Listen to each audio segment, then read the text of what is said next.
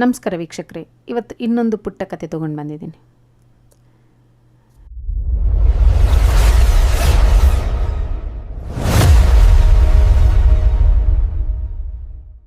ಹೀಗೆ ಇಬ್ಬರು ಸ್ನೇಹಿತರಿರ್ತಾರೆ, ಆಕಾಶ್ ಮತ್ತು ವಿಕ್ರಮ್ ಅಂತ ಹೇಳಿ. ಇಬ್ಬರು ಒಂದೇ ಹಳ್ಳಿಯವರು, ಇಬ್ಬರು ಜೊತೆಗೆ ಓದಿರ್ತಾರೆ. ಆಕಾಶ್ ಓದಿನಲ್ಲಿ ತುಂಬ ಬುದ್ಧಿವಂತನಾಗಿರ್ತಾನೆ. ವಿಕ್ರಮ್ ಅಷ್ಟು ಬುದ್ಧಿವಂತನಾಗಿರೋದಿಲ್ಲ. ವಿದ್ಯಾಭ್ಯಾಸ ಮುಗಿತಿದ್ದಂತೆ ಆಕಾಶ್ ಪಟ್ಟಣಕ್ಕೆ ಬರ್ತಾನೆ. ಪಟ್ಟಣಕ್ಕೆ ಬಂದು ಒಂದು ಸಣ್ಣದೊಂದು ಉದ್ಯಮ ಶುರು ಮಾಡ್ತಾನೆ. ಅವನ ಶ್ರಮ, ಅವನ ವಿದ್ಯೆ ಎಲ್ಲವೂ ಅವನಿಗೆ ಯಶಸ್ಸನ್ನು ತಂದುಕೊಡುತ್ತೆ. ಅವನು ತುಂಬ ಚೆನ್ನಾಗಿ ಬೆಳೆದಿರ್ತಾನೆ. ಹೀಗೆ ಒಂದು ಸಲ ಆಕಾಶ್ಗೆ ವಿಕ್ರಮ್ ಸಿಗ್ತಾನೆ. ವಿಕ್ರಮ್ ಕೆಲಸ ಇಲ್ಲದೆ ತುಂಬ ಕಷ್ಟದಲ್ಲಿರ್ತಾನೆ. ವಿಕ್ರಮ್ನ ನೋಡಿ ಆಕಾಶ್ಗೆ ಅಯ್ಯೋ ಪಾಪ ಅನಿಸುತ್ತೆ. ಅವನು ನನ್ನ ಸ್ನೇಹಿತ ಅಲ್ವಾ ಅಂತ ಹೇಳಿ ಆಕಾಶ್ ಅವನಿಗೆ ತನ್ನ ಜೊತೆಯಲ್ಲಿ ಇರುವಂತೆ ತನ್ನ ಮನೆಯಲ್ಲೇ ತಂದು ಇರಿಸ್ಕೊತಾನೆ. ಅವನ ಕಂಪನಿಯಲ್ಲೇ ಅವನಿಗೆ ಕೆಲಸ ಕೂಡ ಕೊಡ್ತಾನೆ. ಅವನನ್ನು ಎಷ್ಟು ನಂಬಿರ್ತಾನೆ ಅಂದರೆ ತನ್ನ ವ್ಯಾಪಾರದ ಎಲ್ಲ ರಹಸ್ಯಗಳನ್ನು ಮತ್ತು ಹಣಕಾಸಿನ ವಿಚಾರಗಳನ್ನು ಎಲ್ಲವನ್ನೂ ಕೂಡ ವಿಕ್ರಮ್ ಹತ್ರ ಹಂಚ್ಕೊಂಡಿರ್ತಾನೆ. ಹೀಗೆ ಆಕಾಶ್ ಬೆಳೀತಾನೆ ಇರ್ತಾನೆ. ಆಕಾಶ್ ಬೆಳೆಯೋದನ್ನು ಕಂಡು ವಿಕ್ರಮ್ಗೆ ಅಸೂಯೆ ಶುರುವಾಗ್ಬಿಡುತ್ತೆ. ಈ ಸಂದರ್ಭದಲ್ಲಿ ಆಕಾಶ್ಗೆ ಒಂದು ದೊಡ್ಡ ಪ್ರಾಜೆಕ್ಟ್ ಸಿಗುತ್ತೆ. ಆ ಪ್ರಾಜೆಕ್ಟ್ ಮಾಡಿದರೆ ಆಕಾಶ್ ತುಂಬ ದೊಡ್ಡ ಮಟ್ಟದಲ್ಲಿ ಬೆಳೆಯೋನಿರ್ತಾನೆ. ಆಕಾಶ್ ಅದಕ್ಕೆ ಇನ್ವೆಸ್ಟರ್ನ ಹುಡುಕ್ತಿರ್ತಾನೆ.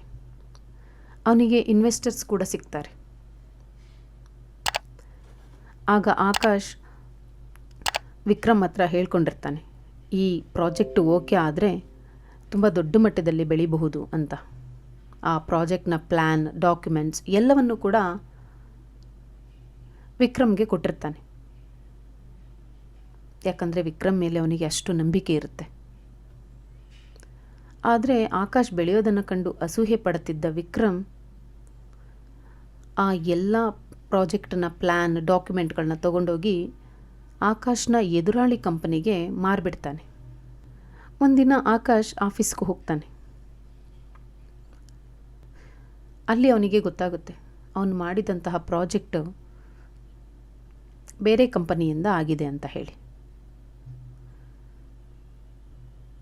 ಎಲ್ಲ ಅವನ ಪ್ಲ್ಯಾನ್ಗಳು ಲೀಕ್ ಆಗಿಬಿಟ್ಟಿರುತ್ತೆ. ಅಷ್ಟೇ ಅಲ್ಲದೆ ವಿಕ್ರಮ್ ಆಕಾಶ್ನ ಬ್ಯಾಂಕ್ ಅಕೌಂಟಿಂದ ಸಹ ಹಣವನ್ನೆಲ್ಲ ವರ್ಗಾಯಿಸ್ಕೊಂಡ್ಬಿಟ್ಟಿರ್ತಾನೆ. ಎಲ್ಲವನ್ನ ಕದ್ದು ಅವನು ಅಲ್ಲಿಂದ ಓಡೋಗ್ಬಿಟ್ಟಿರ್ತಾನೆ. ಆಕಾಶ್ಗೆ ಇದನ್ನೆಲ್ಲ ಮಾಡಿದ್ದು ವಿಕ್ರಮೇ ಅಂತ ಗೊತ್ತಾಗಿ ಆಕಾಶ್ ಆ ಶಾಕಿನಿಂದ ಅಲ್ಲೇ ಕುಸಿದು ಬೀಳ್ತಾನೆ. ಆದರೆ ಆಕಾಶ್ ಬುದ್ಧಿವಂತ ಅಲ್ವಾ, ಮತ್ತೆ ಧೈರ್ಯದಿಂದ ಎದ್ದು ನಿಂತ್ಕೊತಾನೆ. ಈ ಕಡೆ ವಿಕ್ರಮ್ ಆ ಹಣ ಎಲ್ಲ ತಗೊಂಡು ಬಂದು ಅವನದ್ದೇ ಆದ ಒಂದು ಸ್ವಂತ ಬಿಸ್ನೆಸ್ನ ಶುರು ಮಾಡ್ತಾನೆ. ಆದರೆ ಅವನಿಗೆ ಅಷ್ಟು ಬುದ್ಧಿವಂತಿಕೆ ಇರೋದಿಲ್ಲ, ಆ ಕೆಲಸದಲ್ಲಿನ ಅಷ್ಟು ಜ್ಞಾನ ಇರೋದಿಲ್ಲ.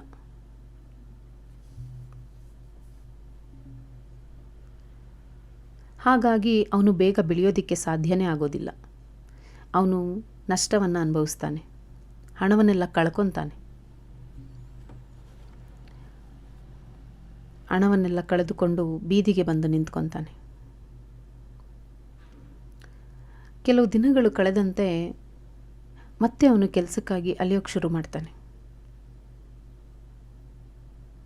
ಆಗ ಅವನಿಗೆ ಆಕಾಶ ಸಿಗ್ತಾನೆ. ಆಕಾಶ್ ಮುಂದೆ ಅವನು ತಲೆ ತಗ್ಗಿಸಿ ನಿಂತ್ಕೊತಾನೆ. ಆಗ ಆಕಾಶ ಹೇಳ್ತಾನೆ, ನೀನು ನನ್ನ ಪ್ಲ್ಯಾನ್ ಕತ್ಕೊಂಡು ಹೋದೆ, ನನ್ನ ಹಣ ಕತ್ಕೊಂಡು ಹೋದೆ, ಆದರೆ ನನ್ನ ತಲೆಯಲ್ಲಿದ್ದ ಬುದ್ಧಿಯನ್ನು ನಿನ್ನ ಕೈಲಿ ಕದಿಯೋಕ್ಕಾಗಲಿಲ್ಲ.